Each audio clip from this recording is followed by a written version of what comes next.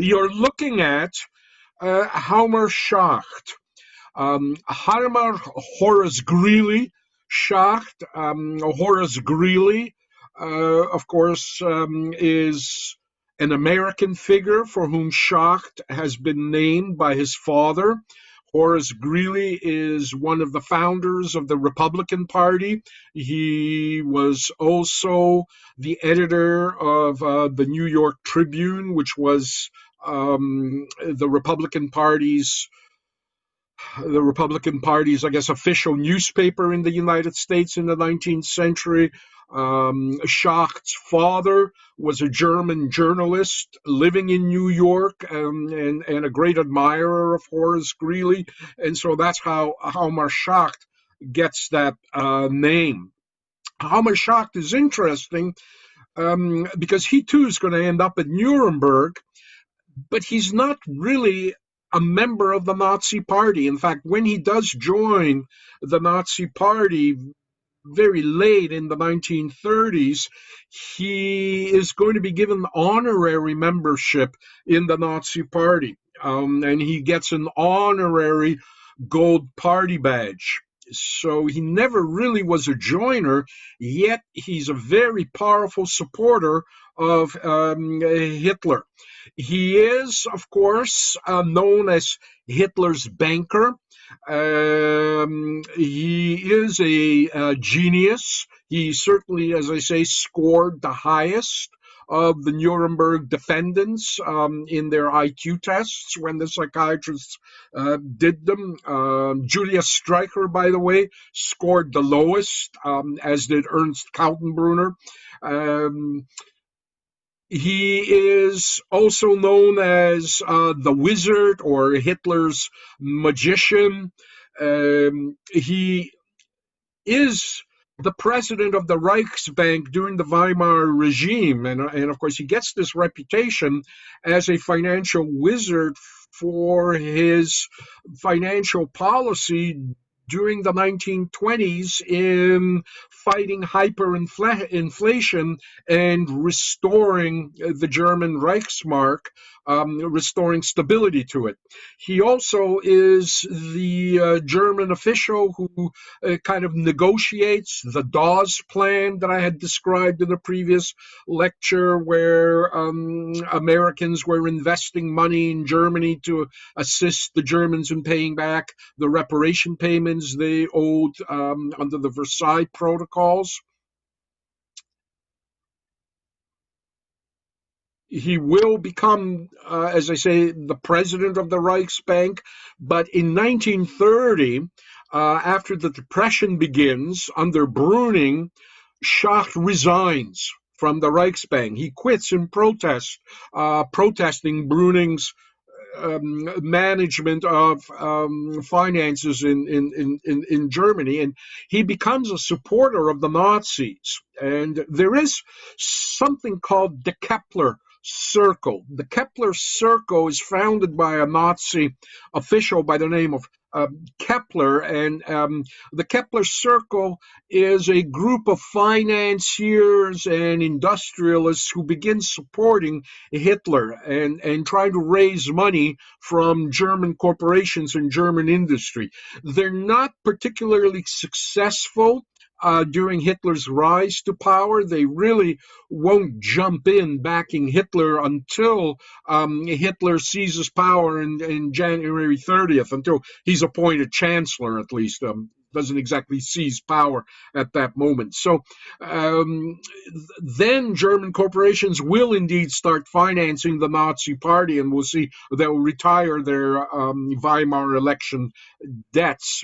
But prior to that, Schacht is one of the few kind of respectable figures in the German bureaucracy and German politics who begins backing Hitler. And when guys like Schacht go to Hindenburg and say to Hindenburg, you know, we think you should give Herr Hitler a chance for stability, that's essentially the key to Hitler being appointed chancellor January 30th, 1933. He's also known as the devil's disciple because at one point he'll say that, well, I'll even follow the devil if he makes Germany stronger. So he's a German patriot, nationalist, who essentially, as I say, sees Hitler as kind of somebody who the old school, the establishment in Germany can control and manipulate. And for Hitler, of course, Schacht becomes very important to become part of his administration because Schacht has all this international respectability. Often Hitler finds himself being photographed with the wizard. Hitler will appoint Schacht as president of the Reichsbank. He'll reappoint him. He also will become, during the 1930s, Hitler's Minister of Economics as well.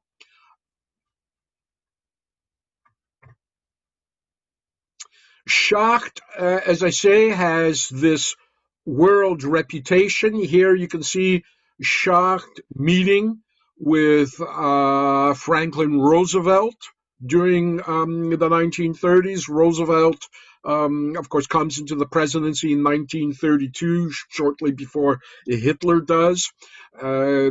Some question who came up with the New Deal, whether Roosevelt kind of took his cues from Schacht's proposal for the 4-year plan in Germany for the restoration of the German economy under the Nazis, or whether the Nazis copied Roosevelt's New Deal. So there's a lot of literature and debate among historians as who copied who, or whether they just independently came up with similar plans. Certainly both the New Deal and Hitler's recovery plan is about essentially mobilizing people and putting them to work. You had work plans in the United States, and of course when we look at how the Nazis begin to organize Germany in the 30s, we'll see there'll be all these kinds of labor organizations that will go conscript essentially young Germans to go to work, building highways, working on farms, and so forth. It's mandatory, and of course it gives the illusion that there's a reduction of unemployment, but I'll get to it. In any regards, Schacht is instrumental in Germany building this war economy. Schacht is instrumental in seizing property of Jews in the 1930s as Hitler begins to introduce these anti-Semitic laws and the confiscation of Jewish property. So there is some blood on certainly on Schacht's hands already in the 1930s. Schacht will come into conflict with Hitler over Hitler's essentially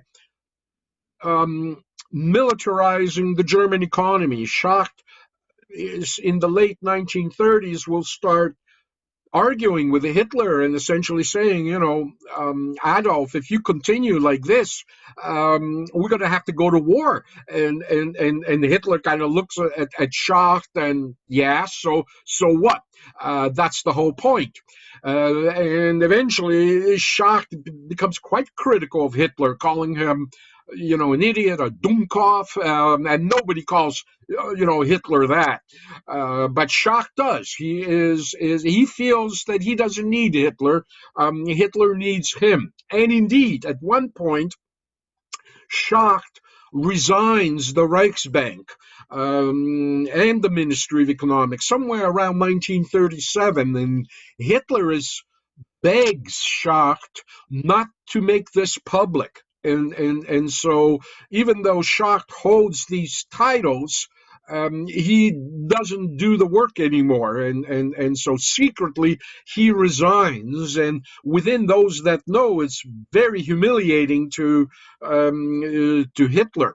So again, Hitler is not going to forget that. So 1939, as Hitler invades Poland, around that time, Schacht's resignation and quote retirement is announced, and Schacht now goes by the wayside. Hitler, of course, as I say, is a guy who has a long memory and a thirst for vengeance. July 20th, 1944, when a number of high ranking German officers and members of both the party and other Germans in kind of the higher echelons of German society conspire to assassinate Hitler, and they're fired. Hitler will arrest several thousand people and will use that opportunity to arrest people who may not have had anything to do with the plot. And Schacht is one of them. Schacht ends up now being thrown into a concentration camp. And Schacht is almost about to be executed when the Americans arrive and rescue Schacht shortly before he's going to be hung. So Schacht is released from a concentration camp, and then he's immediately arrested by the Allies and indicted. You can read his indictments. Certainly, one of them is conspiracy to commit aggression. His kind of help in putting the German war economy on war footing. Schacht has a very clever defense attorney. Nonetheless, Schacht again is charged with participating in the slave labor camps. The slave labor camps, of course, are incorporated into the German economy. Again, as I say, confiscation of Jewish property. So the sort of his co-conspirators will be tried later in the Green series of trials. The corporate heads kind of managed to forge this partnership with the SS and the slave labor camps for cheap slave labor that makes German corporations very competitive in the pre-war period and during the war period as well. So all these things Schacht has to face. Schacht does have a clever lawyer. Schacht's lawyer says, look, here is a defendant in the dock, and sitting in the same dock with him is Ernst Kaltenbrunner, the head of the German intelligence community. Ernst Kaltenbrunner, of course, replaces Reinhard Heydrich, who's assassinated in 1942 in the spring in Czechoslovakia. Kaltenbrunner is his replacement, and everybody wished they could have put Heydrich in the stand, but as I say, they just assassinated him. And so Kaltenbrunner now falls into Heydrich's place, and the attorney argues, look, what's wrong with this picture? Here's a guy who is sitting in the same dock with the guy that put him in a concentration camp. Why is he even sitting in this dock? He was a victim. And so it's a very persuasive argument, and so Schacht becomes one of the few defendants who's actually acquitted at Nuremberg completely. The judge at that time makes a big deal of the judges, the tribunal, make a very big deal that Schacht is a banker, and that bankers are, such principled and honest members of society that they couldn't have committed any kind of crime.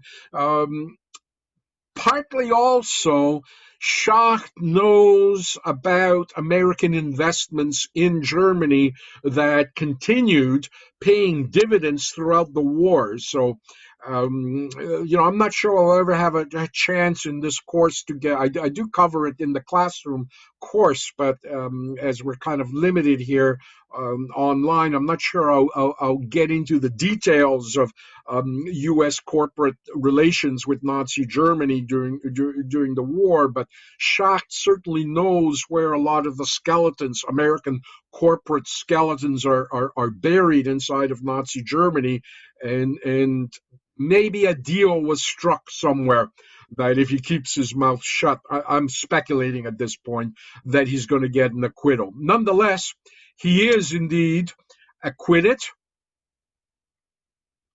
as is von Papen, as you can see here.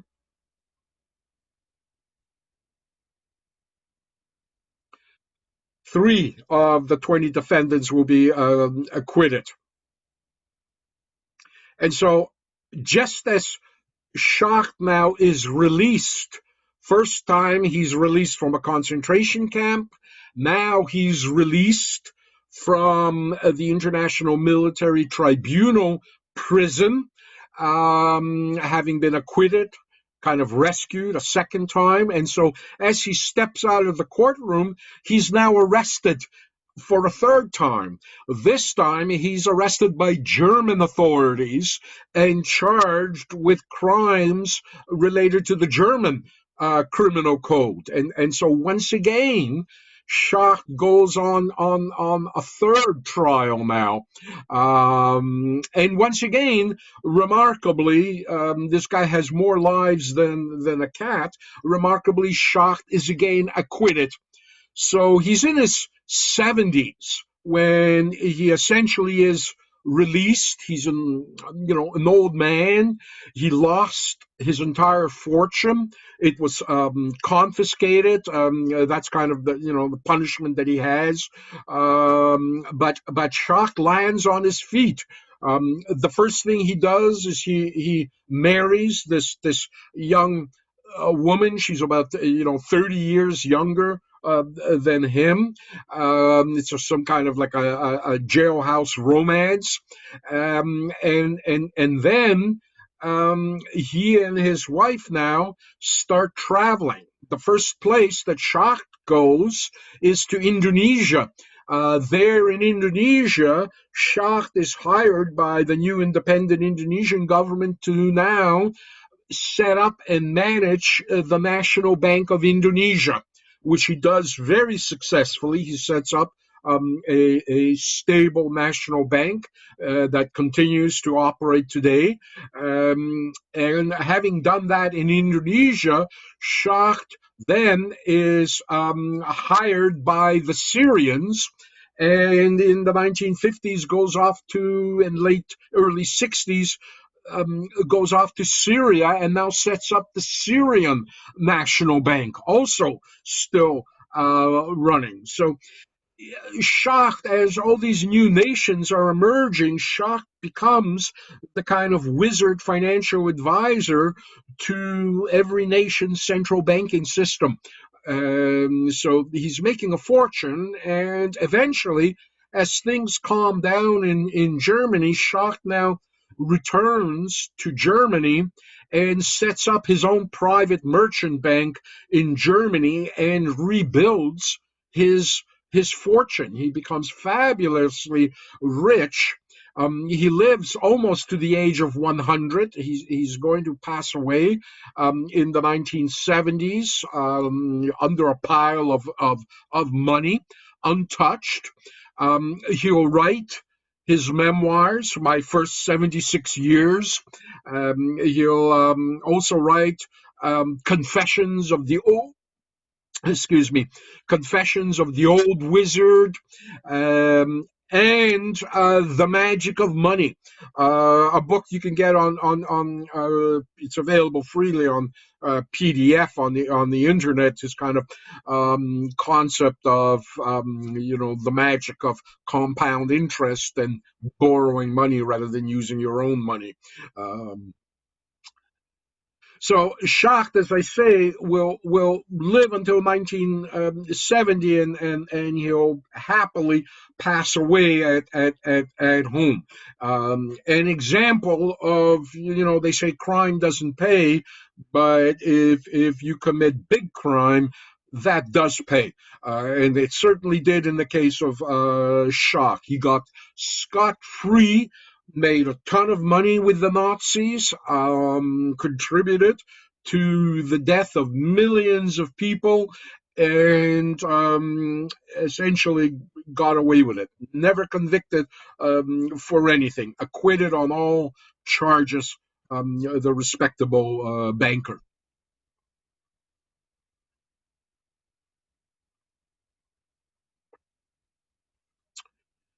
So we saw that Hitler introduced the first piece of legislation intended to um, trigger a communist revolt, and it fails. And Hitler and the Nazis are very disappointed that the communists don't take the bait. But now, February 27th, something new happens. The Reichstag, the parliament, catches fire on February 27th. Historians mostly conclude that this fire was indeed set by a young, mentally ill Dutch communist who travels to Germany. He essentially sneaks into the Reichstag prior to its closing, hides inside the Reichstag, and essentially is caught red-handed walking around setting curtains on fire. By then, of course, it's too late. Marius van der Lubbe. Hitler, of course, immediately, as the Reichstag is still burning that night, is accusing a communist conspiracy of setting the Reichstag on fire. And of course, that's going to become an excuse for the Nazis now to go to war against the Communist Party. Lubbe will eventually be put on trial. He will be convicted of arson, and he will be executed for having set the Reichstag on fire. Hermann Goering is the prosecutor, and Hermann Goering will also indict the Central Committee of the German Communist Party for burning down the Reichstag, but he'll fail to get a conviction. The judges all ruled that there's insufficient evidence to convict the communists of setting the Reichstag on fire, which outrages Hitler. And after that, Hitler will get his hands on the judiciary to make sure judges now get in step with the Nazi way of thinking, with what the Nazis will call, it's one of their 25 points, the introduction of German common law. And again, when we talk about judges and the law in Germany and German society, I'll get to that notion of German common law and what it entails.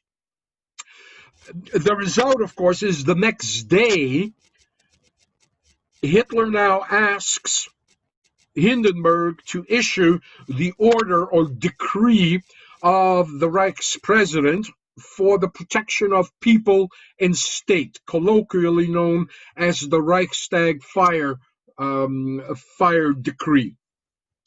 It essentially now strengthens some of the earlier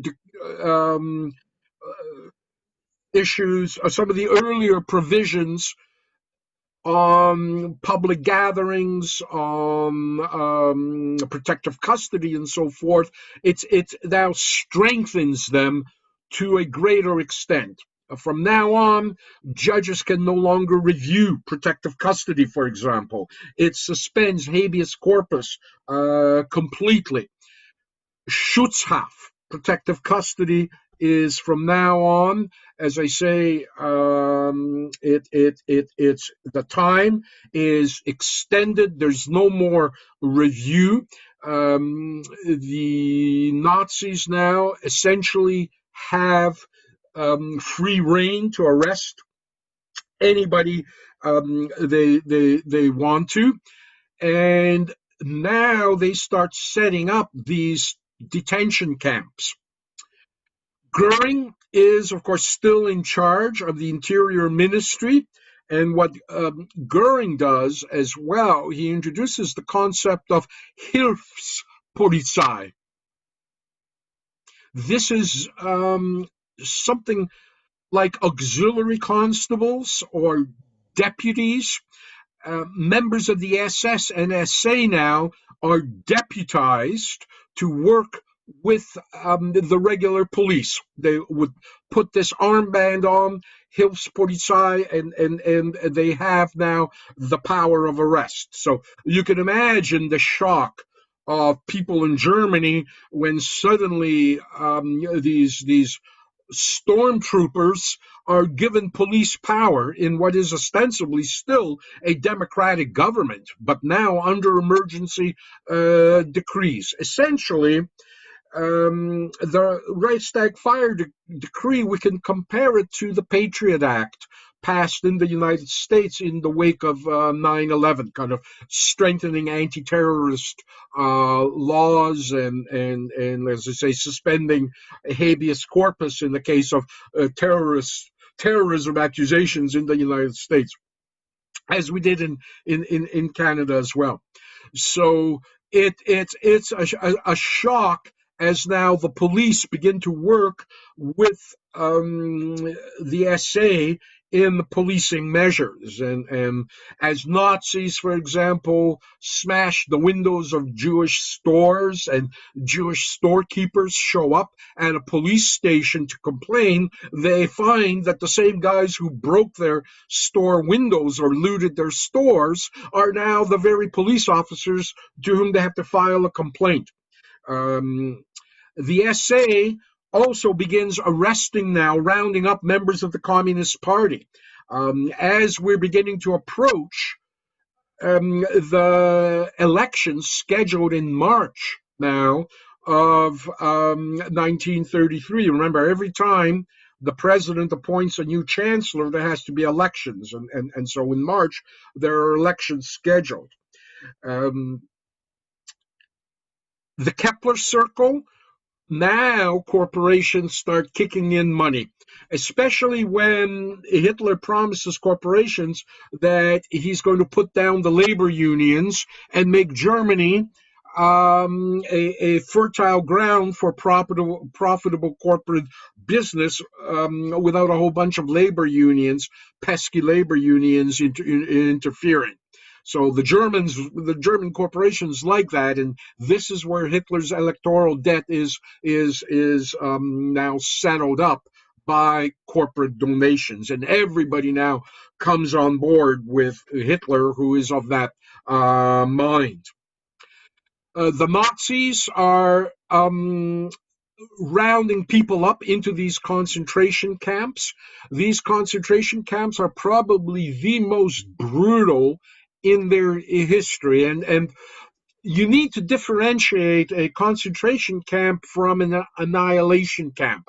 A Konzentrationslager, as you can see in that image, the sign over the gate, concentration lager means camp, concentration camp, and a Vernichtungslager, an annihilation camp. The annihilation camps are second generation camps set up in the 1940s. The intention of those camps, the annihilation camps, and those are camps like Belzec, Treblinka, Sobibor, was to just kill anybody who enters those camps. So they're not exactly concentration camps, they're death camps. The concentration camps have a slave labor component to them. Prisoners sometimes will serve a sentence and will be released from a concentration camp in Germany. And once those concentration camps begin to be run by the SS, they'll be taken over by Himmler. They'll become much more disciplined and surprisingly less brutal, although less brutal is a very relative term. However, under the SA, when the concentration camps are run by the brown shirt stormtroopers, they are extremely brutal. There is no regulation of the treatment of prisoners. Prisoners are just murdered at random, beaten to death. Um, a lot of Nazis actually become afraid of the SA, as some SA units begin extorting businessmen, extorting senior Nazis, threatening that they will just put them into protective custody and pack them off to a concentration camp. Even the head of the Gestapo, Rudolf Diehl, is threatened with arrest. And Rudolf Diehl, you would think that the Gestapo knows everything, but Rudolf Diehl complains that he doesn't even know where some of these concentration camps are. They're improvised. Some of them are set up in warehouses and basements. One is set up in an old ship that's kind of a hulk that's set off in a river. Another is up in the water tower. So they become known as the wild camps. They're unregulated. They're brutal. People just vanish into them. No records are kept, and they're completely improvised. And as I say, a lot of senior Nazi party members don't know where these camps are and are becoming afraid, actually, of their own brown shirts in this period. The press, of course, is now highly controlled. All opposition newspapers are now banned completely, and so now, under this new presidential decree, the Nazis really have consolidated an iron fist around German society. Here you can see, just in Prussia, approximately 60% of the total arrests in Prussia throughout March and April under protective custody decrees. You can see 16,000 arrests from the 1st of March all the way to the 30th of April. And as I say, that kind of represents 60%. When the election takes place in March of 1933, the Nazis, of course, get 288 seats, the most they ever gained.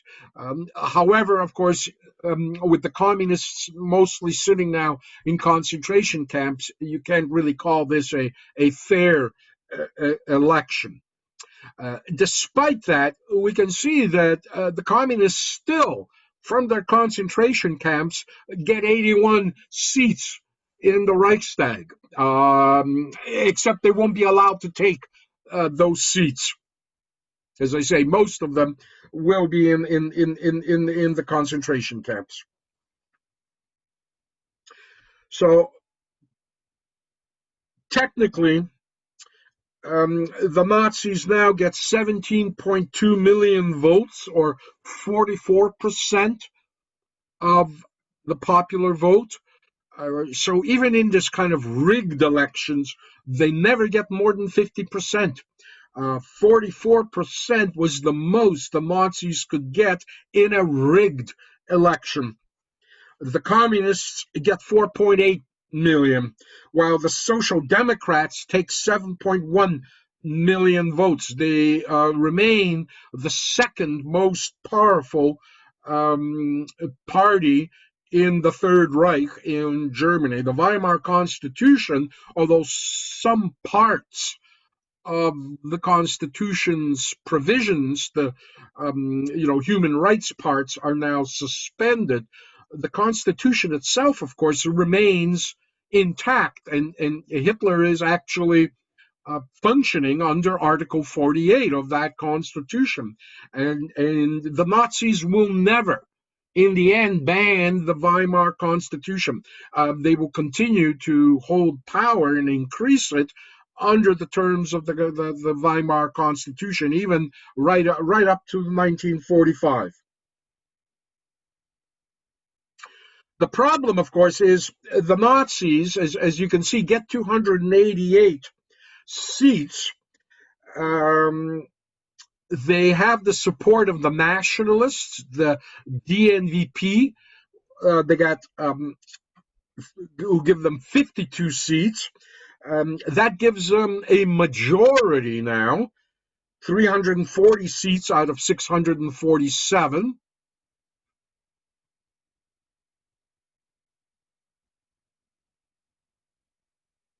And I'll get to that in a second. So they have a majority, but they don't have a two-thirds majority necessary for complete and absolute rule. Remember that a decree can be overruled by a two-thirds majority. Moreover, the Constitution of the Weimar Republic can be suspended or can be revised by a two-thirds majority vote, not by a simple majority. And so Hitler now needs the Reichstag to pass a law with a two-thirds majority, giving him powers beyond what the Constitution provides for and beyond a presidential decree. And so Hitler now goes before Parliament on March 23rd, and now he introduces before Parliament, not through Hindenburg, through Article 48, he introduces the law for the removal of the distress of the people and the Reich. Essentially, what this law does is it gives Hitler, the Fuhrer, a renewable power to issue decrees like a president without going through the Reichstag. In other words, Hitler is asking the Reichstag to vote itself out of existence. And there's a lot of opposition in the Reichstag, particularly from the Social Democratic Party, the Center Party, that about how repressive this law is. Hitler will say to the Social Democrats, he says, you talk about repression. I think there are only a few of us here who did not have to suffer repression and prison from your government. You say criticism is beneficial. You should have recognized the benefits of criticism during the time we were in the opposition. In those days, our press was forbidden. Time after time, our meetings were forbidden, and I was prohibited to speak for years on end. I do not want your votes. Germany will be free, but not through you. The star of Germany is rising. Yours is about to disappear. Your death knell has sounded. And, there is a very large truth in what Hitler is saying. Indeed, the Social Democratic Party and the Catholic Party had banned the Nazi Party through several elections, as we had seen. Hitler's newspaper had been banned, and all under Article 48 democratic decrees. It's Brüning who first teaches Hitler about the power of Article 48, and Papen when he starts purging the Prussian civil service. So all these democratic politicians kind of paved the way for Hitler's approach to Article 48 and his strategy. Inside the Reichstag, and around it, brown shirts have surrounded the Reichstag. They're all chanting, we want the law or death and murder in the streets. The brown shirts, again, remember, by now they're approaching 1 million men, as people are rushing to join the brown shirts when Hitler becomes chancellor. Hitler, the brown shirts are essentially threatening they will spill out into the streets if the Reichstag doesn't vote for this law, the Enabling Act. Here you can see the problem Hitler's facing. He's got 288 seats. The communists don't count because now they're thrown out into the concentration camps. Even though their seats are there, there's nobody sitting in them to vote. So 560, he controls essentially 375 out of 566 votes. The DNVP gives him 340.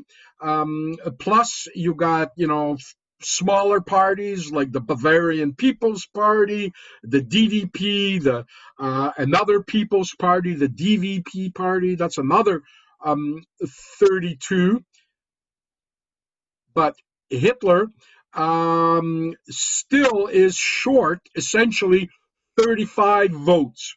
And the people who are now holding the balance, of course, is the Catholic Center Party with 74 votes.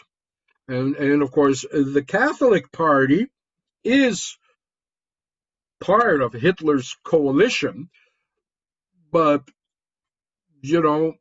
they're beginning to see how Hitler has been managing the coalition and kind of the games that Hitler is playing with Article 48 decrees, and so the Catholic Party and von Papen himself, even though he's the vice chancellor, are essentially beginning to smell the roses. And here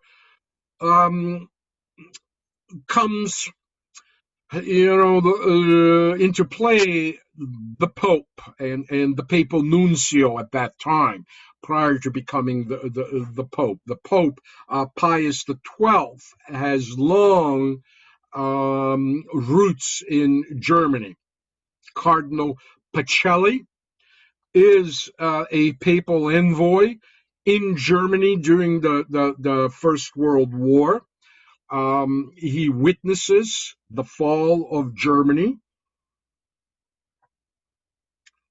and Cardinal Pacelli will see the kind of collapse into civil war between the right and left, and of course Pacelli, like many clerics of that time, sees communism essentially as a satanic, atheistic evil, and looks at the right wing, the Nazis and other right wing parties, as essentially defenders of Christian civilization, while center parties are seen as kind of betraying Christian civilization or liberal kind of dupes of the communists. So Pacelli really has a sympathy for various forms of fascism and Nazism.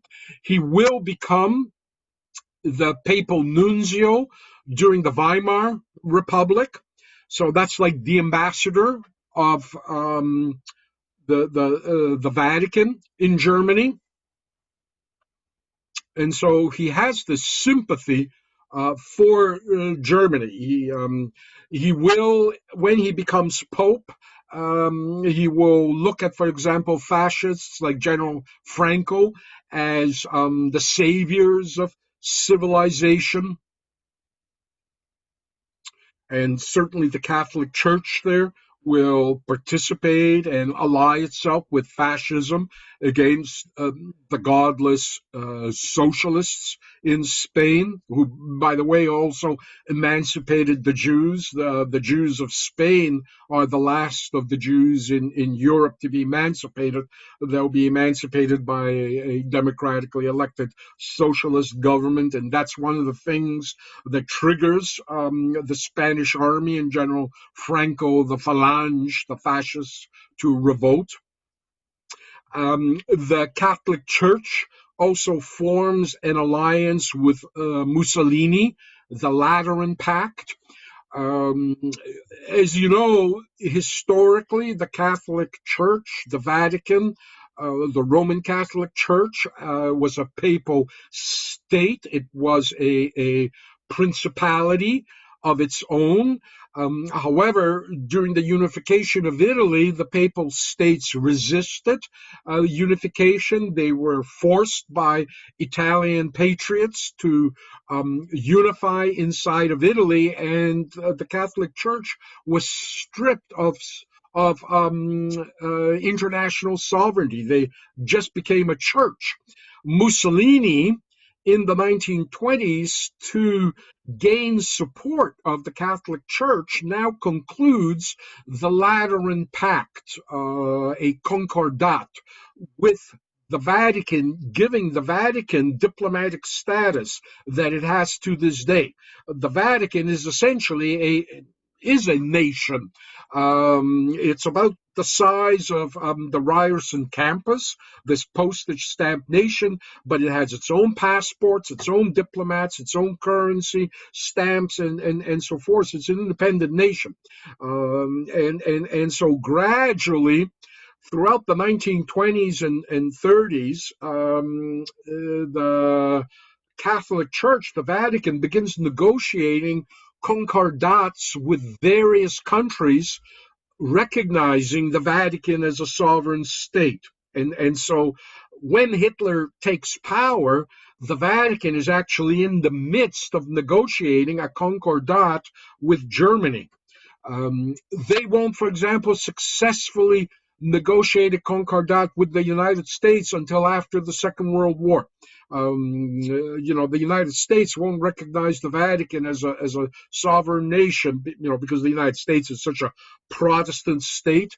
It didn't recognize the Vatican until after the Second World War. But mostly South American countries are very quick recognizing. Catholic countries, of course, very quickly recognize the Vatican, and Germany, kind of half Catholic, half Protestant, is negotiating this concordat. And part of the concordat would give, for example, the Catholic Church power to appoint its own bishops in Germany without government approval. In many nations, for example, the government reserves the right to high-ranking appointments in the Catholic Church. So the Concordat would guarantee the Church's power in Rome to appoint German bishops. It guarantees the right for a separate school system for Catholics in Germany, and the recognition and so forth of the official status of Catholicism in Germany. So here you can see kind of this image of the alliance between the Pope and Duce. So Pacelli, of course, is going to get this reputation for what he does next as Hitler's Pope. And it's quite controversial. The so-called secret history of Pius XII. It's a book by John Cornwell. Some challenge some of his assertions. There is a kind of counter book, The Myth of Hitler's Pope. It's a long question whether Pius XII helped the Jews of Europe or condemned them, whether he remained silent or not. You got to remember that there was another pope that followed Pius the 12th. I think Pius the 13th, if I'm not mistaken. So two popes were in place during um, the Nazi era, and of course both popes are on one side accused of being bystanders or looking the other way.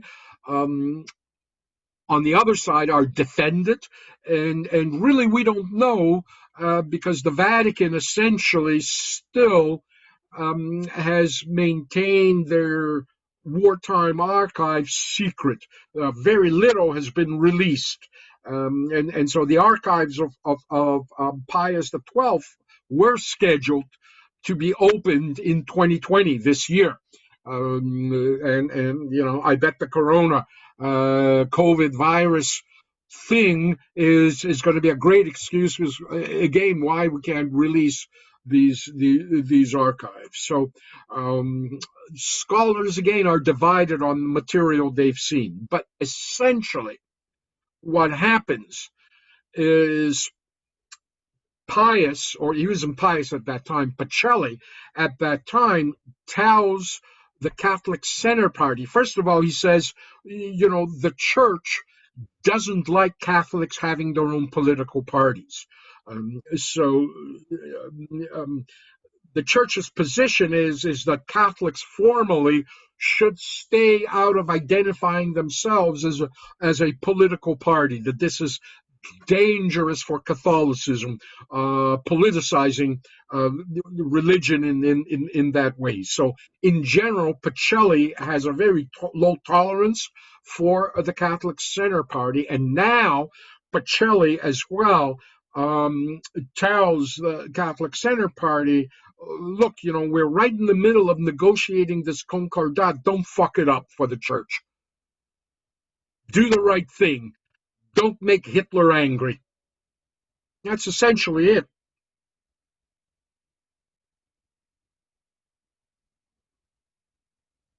And so the Catholic Church, or the Catholic Party, not the church, the Catholic Center Party throws their 74 votes behind Hitler, and boom, he's got his 2/3 majority. The law for the removal of the distress of the people in the Reich, the Enabling Act, now becomes the law of the land that no one can challenge. Hitler now can pass decrees without having to go through the Reichstag. He still uses the Reichstag to kind of rubber stamp them. The Reichstag will have these ceremonial sittings, but it's completely toothless now. And now Hitler has become the Führer dictator of Germany, although not quite yet. He's conquered all the other parties. He hasn't yet conquered the Nazi Party. That's going to be another good year and a few months that Hitler is going to be struggling with his own Nazi Party.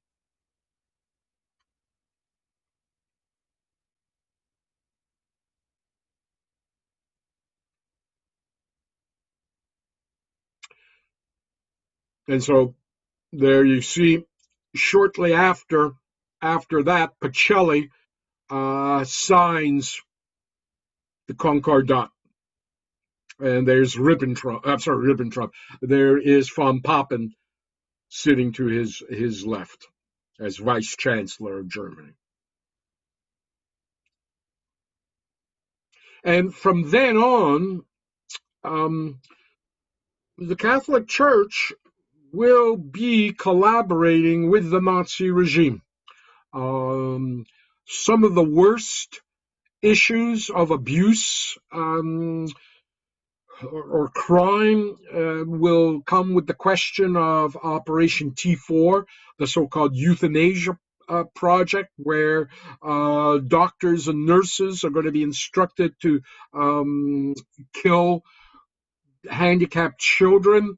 The program T4, it's known as T4, and again, I'll get into detail into it in a future lecture. But for example, T4 will excuse Catholic nurses and Catholic doctors from actually carrying out the murders. However, they are required to sign an order for the killing if they find that a patient is subject to that kind of order. That's the deal that the Catholic hierarchy, the church hierarchy, negotiates for German Catholic nurses and doctors. And I'll assign you a reading about a particular bishop as well, Bishop Galen, who kind of is going to be described as a resistor to Nazi Germany as a Catholic bishop, and when you look deeper into the nature of his resistance, we'll just see how complicated resistance in Nazi Germany is. But essentially, the Catholic Church becomes part of the Nazi institution, as does the Protestant Church, as church hierarchies. Individual priests, individual ministers, some of them will become resistors, some of them will condemn Hitler, some of them will be arrested and end up in Nazi concentration camps, some won't, but the hierarchies overall will be part of the Nazi establishment and will play along with everything the Nazis do. They'll be there throwing their Nazi salutes in full bishop's regalia.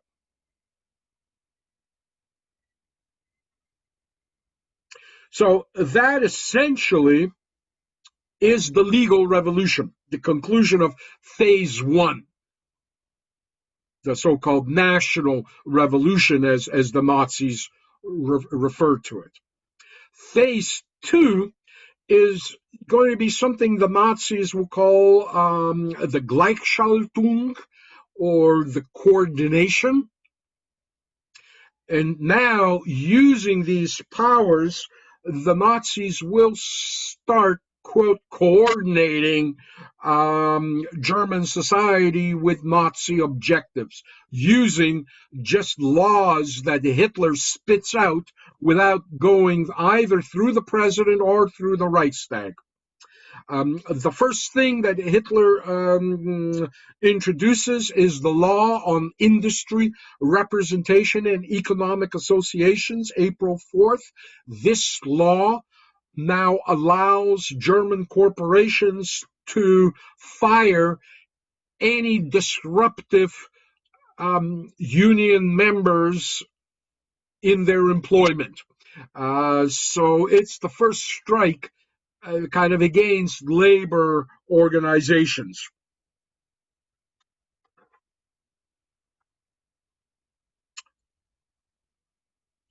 Next, Hitler introduces the law for the reestablishment of the professional civil service, April 7th. This law is the first German law that has some anti-Semitic provisions in it, although it doesn't quite clearly define yet who is considered to be a Jew under German law. It'll take German lawyers a good 2 years before they come up with a definition of who's Jewish. And so for now, they will kind of have a blanket category of non-Aryan to describe Jews. And the law is going to, first of all, dismiss all Jewish professors, teachers, teaching and university faculties are all government employees, so they're part of the civil service. They'll be now dismissed. All Jewish civil servants will now be dismissed. All liberal, communist, left-wing, centrist, non-Nazi sympathizing civil servants will also be dismissed, in this kind of drive to, quote, reestablish a professional civil service. Um, Jewish civil servants who have retired and have pensions, their pensions will be stripped under this provision as well. And again, Papen, long before Hitler comes into power, had done much of that dismissing and purging already for Hitler, long before Hitler began purging it. Hitler just essentially finishes the job that the so-called democratically elected Papen had done under the Weimar Republic.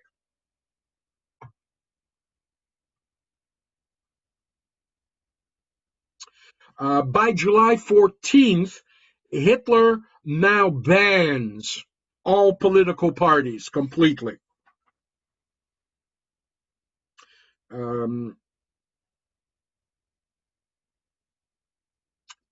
He has done other things.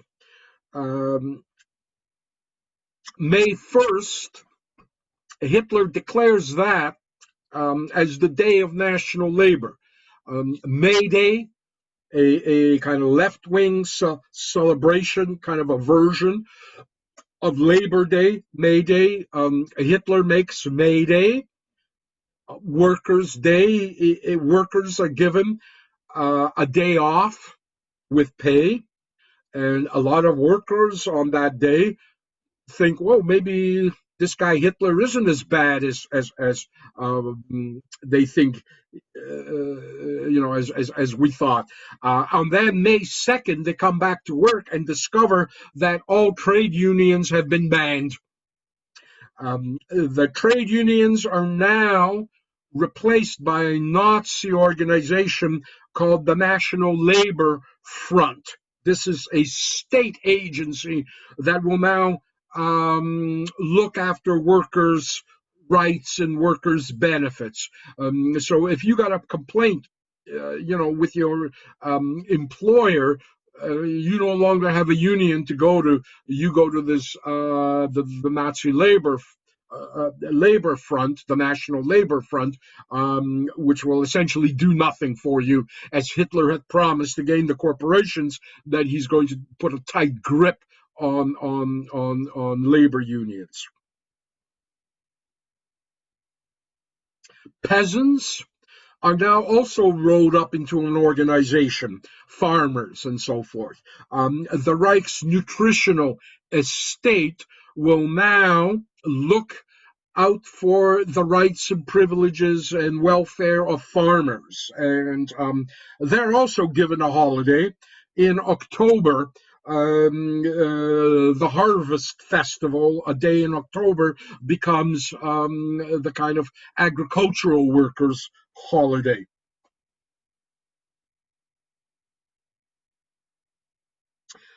June 22nd, prior to the law against the establishment of party, Hitler bans the Social Democratic Party in Prussia. And then 7th of July, 7 days before the law, he bans the Social Democratic Party from the Reichstag and from all other parts of Germany.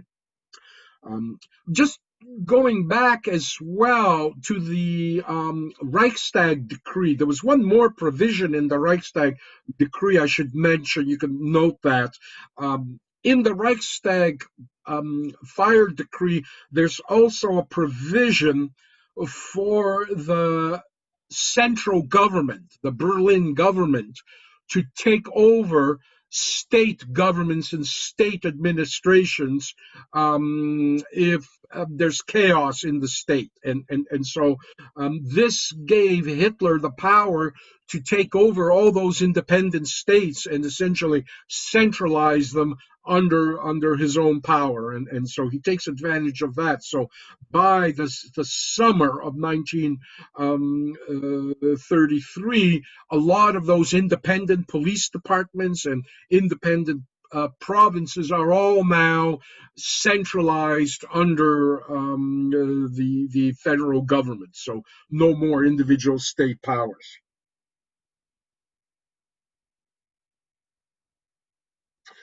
Um, when the law against the establishment of parties is passed, it confiscates the funds, bank accounts, property, real estate of all the political parties in opposition, the Social Democratic Party, the Communist Party, and so forth. They're completely stripped of their property and funding. It's now considered a felony, a crime, to establish a political party in Germany that is not part of the Nazi Party. The Catholic Party is looking at all this, and you know, one member of the Catholic Party essentially says, well, it is the right to let the new men, particularly the leaders of the National Socialist Party, to go ahead and not put any unnecessary obstacles in their way. There's a lot of dubious things in the National Socialist movement, particularly so far as principles are concerned, but that has to be put up with for the time being. Today, there is no point in being fussy about legal subtleties. What matters is first to let a strong, efficient government grow, and then to support it wholeheartedly in order to in order to fight Bolshevism. You know, this is very, very, very familiar, especially in the wake of 9/11 and the introduction of the Patriot Act, as various politicians started saying, well, you know, let's not get fussy about individual provisions for liberty and constitutional rights. Don't be fussy about the Constitution. In exchange for security, some of us might have to give up some of our liberties. Well, this is a lesson for you, what happened in Nazi Germany when you give an inch. You give an inch on your liberties, they will come and take your head eventually. There is no surrendering liberties a little bit. It's like being just a little bit pregnant. You've either lost your liberty or you are free. There is nothing in between. And of course, what happens next, of course, is once the law for the establishment against the establishment of parties is passed, of course, the Catholic Party is banned and their assets are seized just like everybody else. So essentially, the Nazis just sliced away, slice by slice by slice, piece by piece, various parties with allies, and then they attacked one ally, and then the next and the next until there was nobody left. Finally, December 1st, 1933, Hitler passes the law for securing the unity of the party and state. And here he now fuses the party with the government, and you get what historians describe the dual state or the polycracy. You now have where Nazi institutions, Nazi organizations become kind of state organizations or trade union organizations or professional associations, while certain Nazi party divisions like the SA, the SS, the SD now become actual state agencies, as you know, the SS and the SD are going to become essentially state policing agencies. So you're beginning to see this perfect consolidation of national Nazi power. Hitler is pressed by the German army, the high command, partly the old gentleman, don't trust Hitler, despite the fact that Hitler is promising that the German army will remain kind of in this primacy in Germany. German army um, higher ranking officers are worried that the stormtroopers, the SA, that Hitler will secretly substitute the German army with the SA. And the SA is a huge problem. And in fact, the SA wants that. They too want to become the national army. And so Hitler continues attempting to persuade the German generals that indeed, he has no plans in elevating the SA, these hooligans and roughnecks, brawlers, to a national military status. A lot of SA men are disgruntled and unhappy. We saw that the SA had mutinied a number of times against Hitler on this issue of politics of catastrophe. The SA never saw themselves as having a role in the electoral process. They saw themselves as kind of fighting their way to power. They saw themselves as working class revolutionaries, and so there were a number, as they say, of mutinies within the SA prior to Hitler being appointed chancellor. Once Hitler becomes chancellor, the SA now all want appointments. Local SA men want to be appointed as a dog catcher in the village,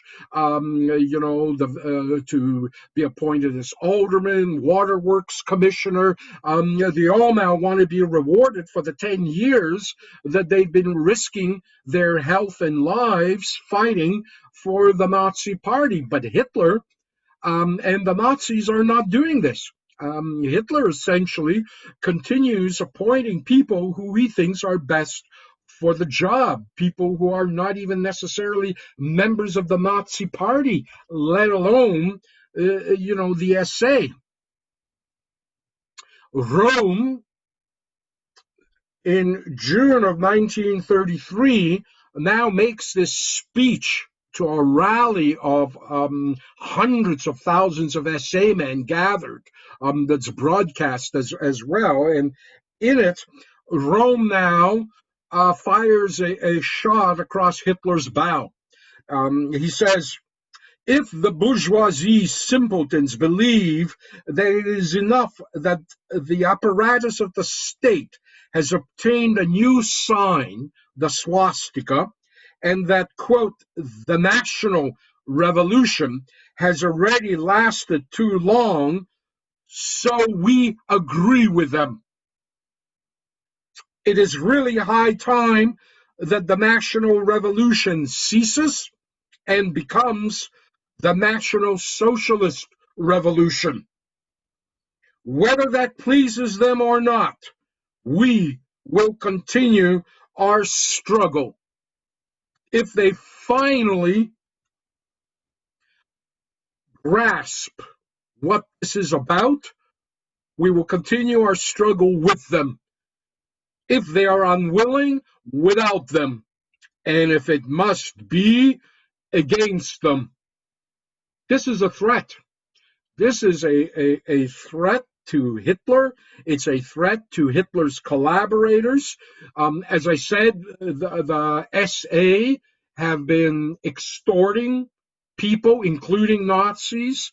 By now, because of all these extortions and fears, the SA, of course, have been stripped of their Hilfspolizei powers. And Heinrich Himmler is maneuvering to take over the concentration camp system from the SA. And in fact, Heinrich Himmler wants to completely take the SS out of the SA and make them a kind of a subordinate organization with the highly disciplined black uniformed SA now as kind of the elite of the new post-revolutionary Germany.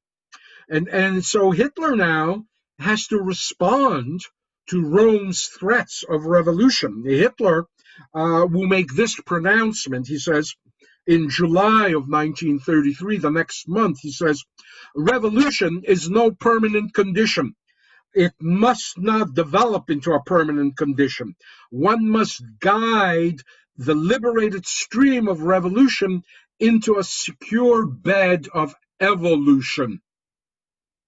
The education of people is therefore the most important consideration. We must not dismiss a businessman if he's a good businessman but not yet a National Socialist, especially not if the National Socialist that we put in his place understands nothing about business. And so by 1934, the SA now numbers 2.5 million men. That's compared to 100,000 German army. Rome can just give the nod, and 2.5 million brown shirts could seize power from Hitler, from the more kind of, if we want to call them constructive or evolutionary members of the Nazi Party, rather than the revolutionary wing of the Nazi Party. And this worries the army.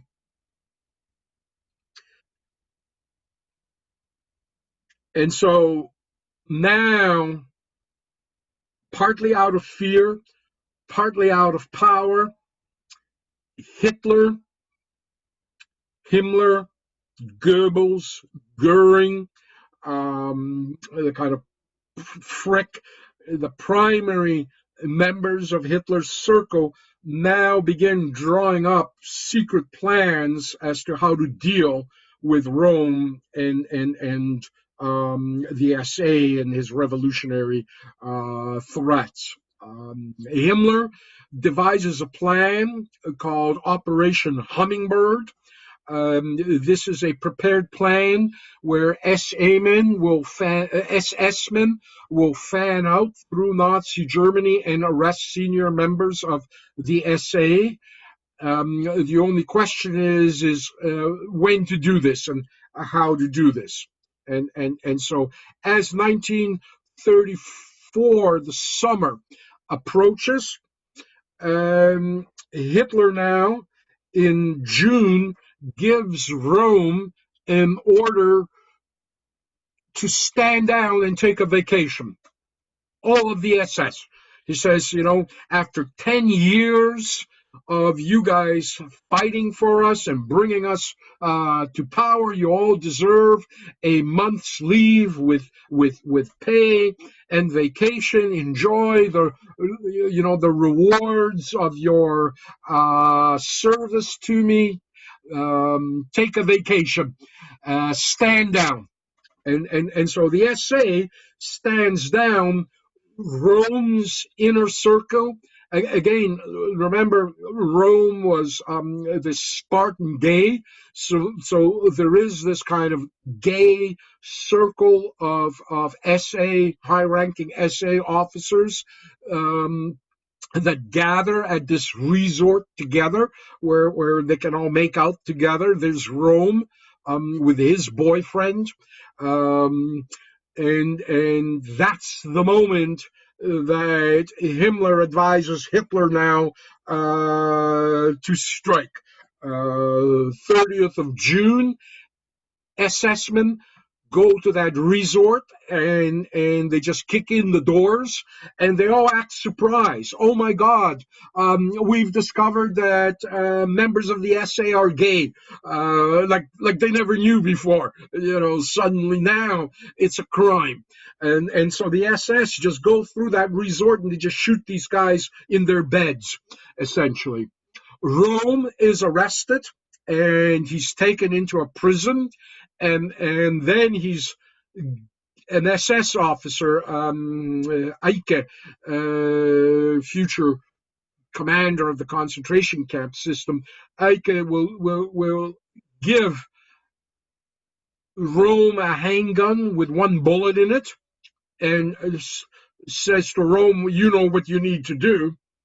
Rome refuses to commit suicide. And so they wait 5 minutes, they smoke a cigarette. When they don't hear a gunshot, they enter the cell and draw their own sidearms and just murder Rome right there in the cell. All this becomes known as the Night of the Long Knives.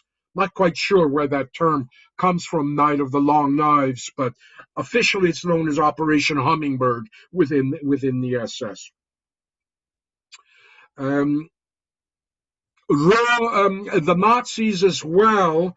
It's not just Rome and the SA who are killed. Schleicher, remember old Schleicher? Schleicher now. SS men show up at his door and they murder Schleicher and his wife. The former president of Bavaria that had put down the beer hall putsch back then, the guy who says, the beast has been tamed, he is murdered now as well. And any other people that Hitler had plans of revenge against, they're all murdered off that June night, on the Night of the Long Knives. Papen, the vice chancellor, is actually arrested that night, and they almost murder him.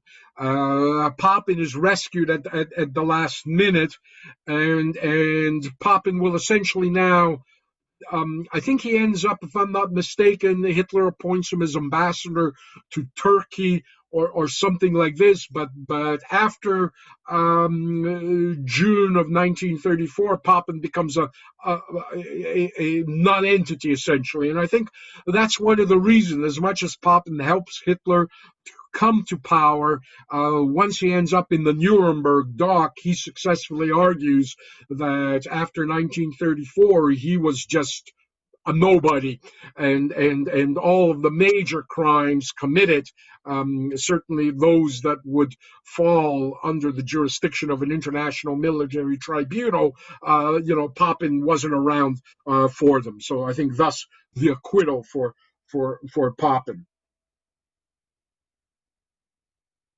So approximately 100 people are executed. The army, of course, is very grateful to Hitler. They give their approval for this action.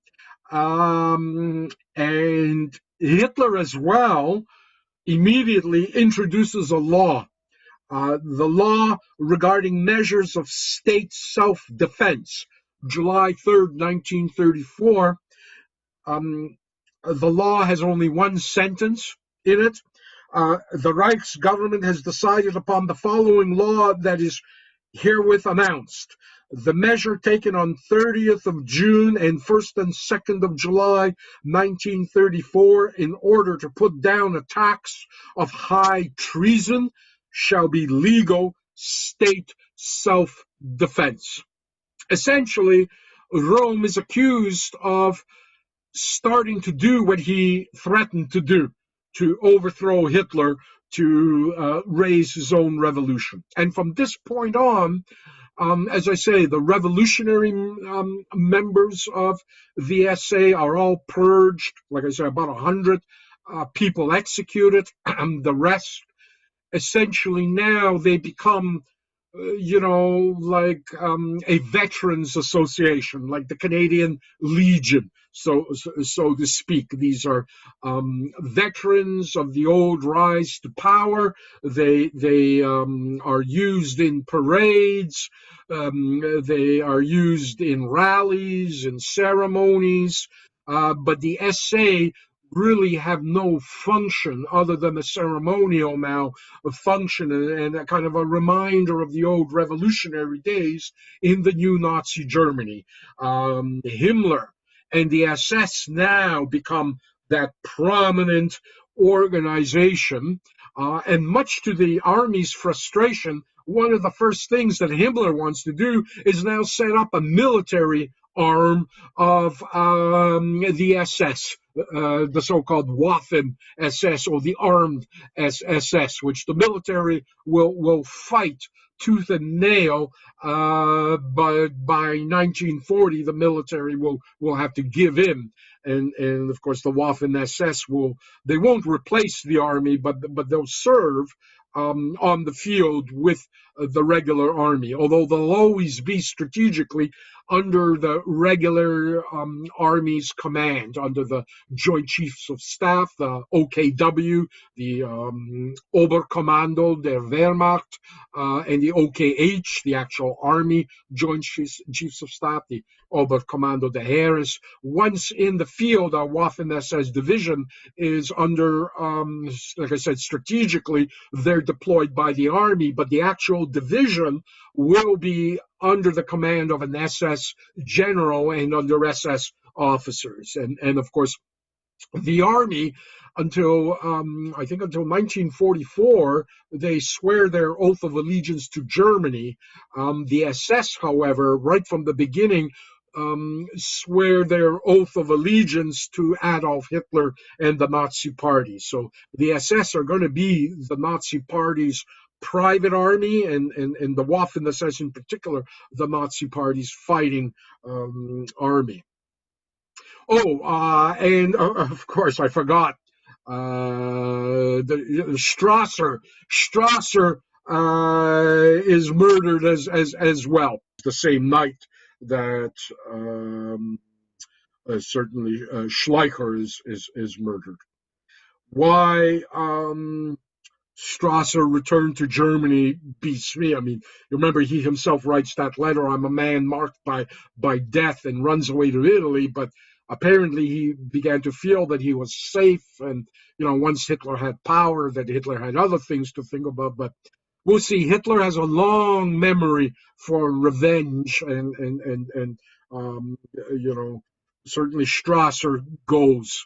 And this is the moment that essentially Hitler now consolidates power of the Nazi Party. Now he is the absolute Führer and master of the Nazi Party, not quite yet of Germany.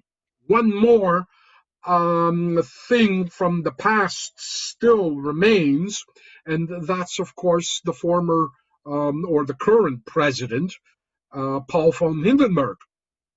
But then, August 2nd, 1934, Hindenburg finally passes away from old age. He's in his 90s.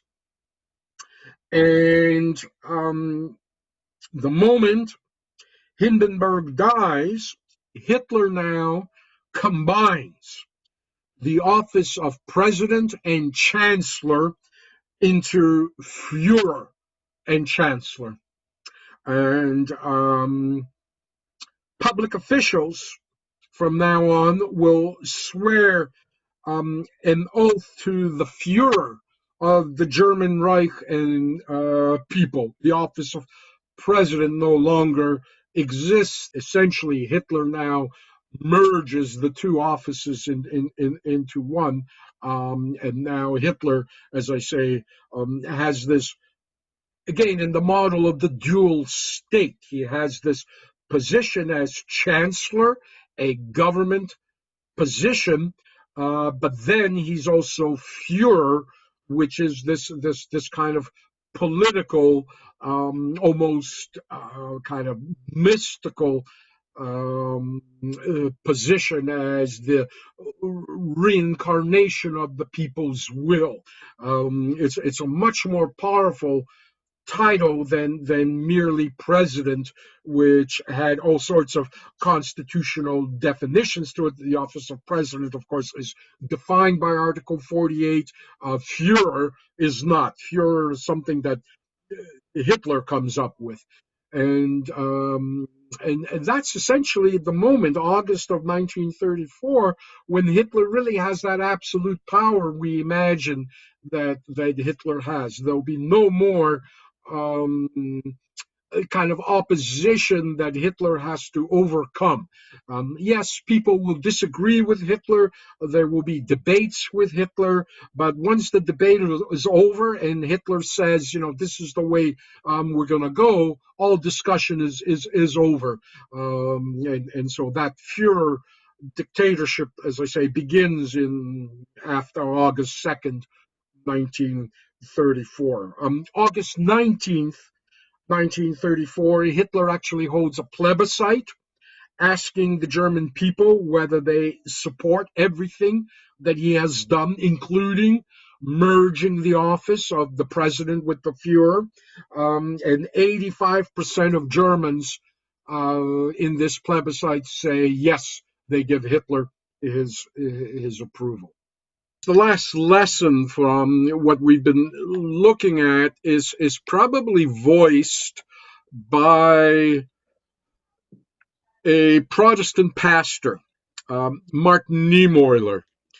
Martin Niemöller is a naval chaplain during the First World War.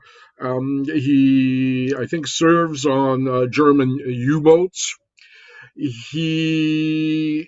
When Hitler comes to power, Niemöller becomes a vocal opponent of the Nazis. He essentially breaks with the hierarchy of the churches. Churches in general try to avoid challenging a local power, a temporal power, and certainly that was going to be the policy of the Protestant church, its hierarchy, and the Catholic church, its hierarchy in the Third Reich. But individual priests, individual ministers, some of them will step out in opposition, and Niemöller is one of them. And as a result, Niemöller ends up in a concentration camp. And he survives the concentration camp. He survives the war. And of course, he leaves behind this kind of parable almost that often is quoted and cited in it.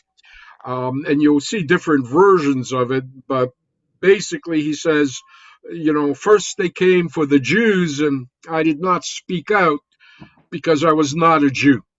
Then they came for the communists and I did not speak out because I was not a communist. Then they came for the trade unionists and I did not speak out because I was not a trade unionist. Then they came for me and there was no one left to speak out for me. And you'll see this often, this passage repeated in very many different versions in protests, often different types of peoples are substituted in this parable. But essentially the lesson here is, and I kind of hinted at it as well, there's this question of liberty and having to surrender liberty in exchange for certain amount of security. The same thing comes when oppression begins to occur in a society, and one sometimes feels that, well, it's not directed at me, so what might be the problem?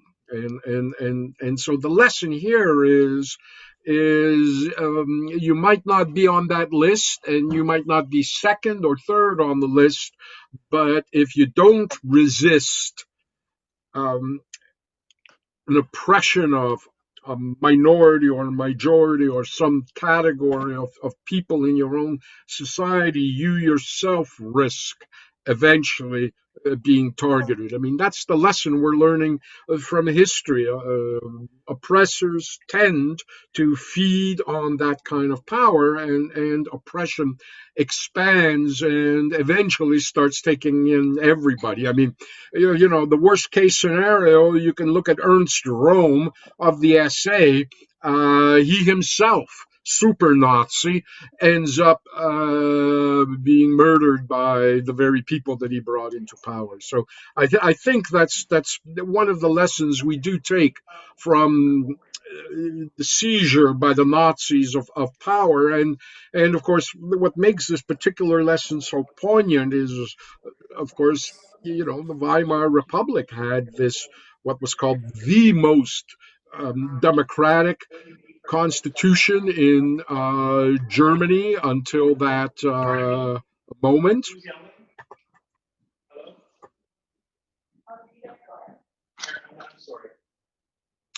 Um, and so that, what we're learning from what Hitler did is just how vulnerable even a democratic constitution can be when there are incorporated in it all sorts of emergency provisions, whether they're war measure acts or emergency suspension of habeas corpus, anti-terrorist acts. All these are potential weapons in the hands of an unscrupulous politician. Is exactly what occurred in Nazi Germany. And weak politicians. As I say, Hitler did not originate these initial abuses of Article 48. They start in the economic climate of the Depression in 1929, 1930. Entirely, democratic politicians use Article 48, and of course, they pave the way for Hitler to do what he did with this constitutional provision completely available to him. And remember what Hitler promised way back when he got out of prison. He promised that he will never seek power outside the constitutional electoral process. And in this one case, Hitler stayed true to his word. That essentially covers the material that will be covered in the quiz.